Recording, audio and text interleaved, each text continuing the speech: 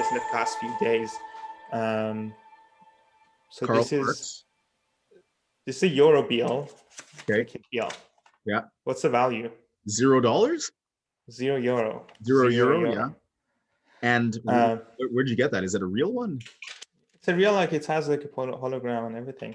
It's a real money. What's its use? What do you use it for? Exactly. Like that's fascinating. So I didn't know about this. Euro has this. They have like some touristic places, some other places. They have like this zero, like actual money paper, but zero euro, and they have like different things. Like this one was made in 2018 for Mark's birthday, like 200 years of birthday.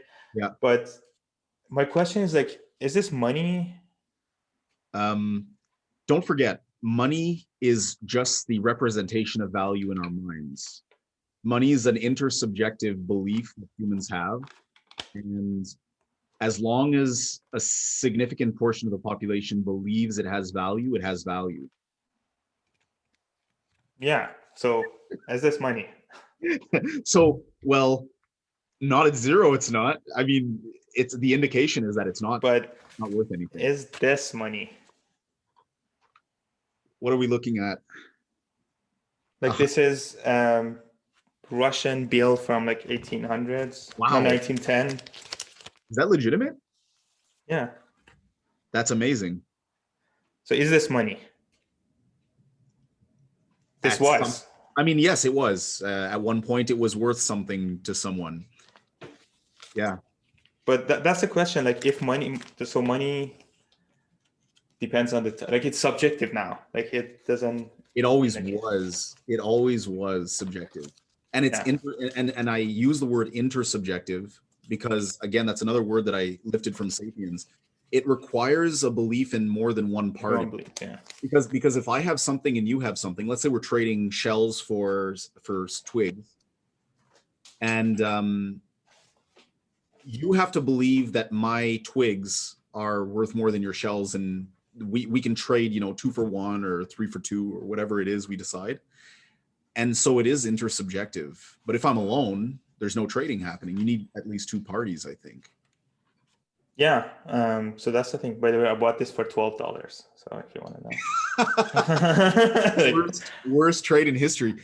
Doesn't that make it like if you 12 like 0 divided by 12 is like infinity, so like you paid infinitely too much for it, sort of thing? Yeah. That's why like I keep on my desk, and every day I'm like just thinking about like what is this bill? What is this thing that runs the world right now? And the fact that like there's Marx's face on it, Karl Marx on it, is like This brings us, I think this is a perfect segue into another topic that we mentioned, tokens, and specifically non-fungible tokens. Because what I think that that bill represents is a non-fungible token, in the sense that you bought it for $12, even though it's indicated as being 0, but it's so ridiculous. It has its intrinsic novelty. Like you could probably sell it in a few years for $36, and you triple your investment, right? Yeah. So what are non-fungible tokens? This is crazy. Yeah. So just to be clear, I'm not selling that anytime. Like it's like best thing money can buy is $0, is €0 bill. But $40, yeah, so $48? Going once, going twice. So okay, like fungibility is an aspect of money that like a dollar should not be different than another dollar. So that's like the basic of this. And there's like a lot of talks. It's like if Bitcoin, there's a trace of it, is it fungible or not? What if it's dirty Bitcoin? Or like we have the same for cash too. That gets some kind of in a gray area that if you know a dollar is like dirty money, is it like still the same as like the other one? But anyways, that's the fungibility of the money. And like with tokens and cryptocurrencies, there's like every 1 Ether should be the same as like another 1 Ether, Ethereum, 1 Ethereum, like every other should be fungible. There's this whole other standard called non-fungible tokens, or NFTs. That's the thing that we're talking about. And so it's basically like you can see it as anything with serial number can have its token. That like as you said, like this has a serial number in here, and I can just have a token for this that is like the ownership of this. Or we can see that it has like diamond or art piece that have certificates, that ownership certificates. Those certificates are representing to that item. So it's non-fungible, like that certificate is different than another one. The other thing that is more familiar is like what was it called? The magic cards, the playing cards that has like limited numbers. They're like baseball ones. Limited edition. Yeah, limited edition. So those cards are non-fungible tokens that which can be represented by a token that represents this item. So there is a whole concept like CryptoKitties, and 4 years ago, that was one of the use cases of non-fungible tokens, which was you could buy a cat or CryptoKitty, and this CryptoKitty had a like secret DNA. So the first generation was like much more expensive, and then you could breed these cats together with running the function breed and calling them mom and dad, and you would get a new kitten that was like the second generation, and this could go on forever. And each CryptoKitty had like a different token for itself. Like you could just send the CryptoKitty to each other. So that's overall the description of this. Just want to say one of the use cases for such a token would be supply chain, or something that like you want to link a product and see who had this product and with who its position in time and space, and who it traded hands with. Yeah. Basically. So that's one of the use cases, but I mean, my mind always works that like I find the attack vectors.